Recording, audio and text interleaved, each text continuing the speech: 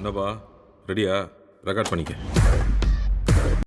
So hello guys, இன்றைக்கி பார்த்தீங்கன்னா வந்துட்டு நம்ம ரஜினி சாரோட கூலி படம் ரிலீஸ் ஆகி 3 நாள் ஆகிட்டுருக்கு. ஸோ இந்த படத்தோட அப்டேட்டுன்னு பார்த்தீங்கன்னா வந்துட்டு இந்த படம் வந்து ஃபேன்ஸ் மத்தியில் என்ன தான் நல்லா இருந்தாலுமே வந்து மற்றவங்க சைட்லேருந்து இந்த மிக்ஸ்டு ரிவ்யூஸ் தான் வந்து பெற்றுட்ருக்கு இந்த படம். அண்ட் எல்லாருமே வந்து இந்த படத்தை வந்து ஒரு மாதிரி ட்ரோல் பண்ணிட்டு தான் இருக்காங்க. நம்ம லோகேஷ் கனகராஜுமே வந்து இந்த மாதிரி ஒரு மசாலா படம் வந்து நம்ம லோகேஷ் கனகராஜ் கிட்டேருந்து எதிர்பார்க்கல அப்படின்னு சொல்லி எல்லாருமே சொன்னாங்க. பட் எனக்கு இந்த படம் வந்து ரொம்பவுமே பிடிச்சிருந்துச்சி. என்ன தான் வந்து கதை ரீதியாக வந்து படம் நல்லா இல்லை அப்படின்னாலும் அவங்க ஸ்க்ரீன் ப்ளே பண்ண விதம், அது மட்டும் இல்லாமல் அவங்க இந்த கேமியோ அது இதுன்னு சொல்லி கேரக்டர்ஸ் எல்லாத்துக்குமே வந்து கொடுத்த ஸ்பேஸ், அது எல்லாமே வந்து எனக்கு ரொம்பவும் பிடிச்சிருந்துச்சி.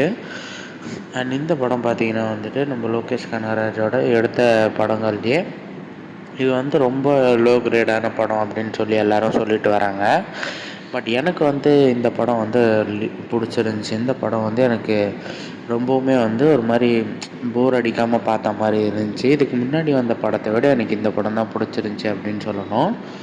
ஸோ யாரெல்லாம் வந்து இன்னும் கூலி படத்தை பார்க்கல அப்படின்றத மறக்காமல் கமெண்ட்ஸில் சொல்லிவிடுங்க. அண்ட் கூலி படத்தை பற்றி உங்கள் ஒப்பீனியன் என்ன அப்படின்றத கமெண்ட்ஸில் சொல்லிவிடுங்க.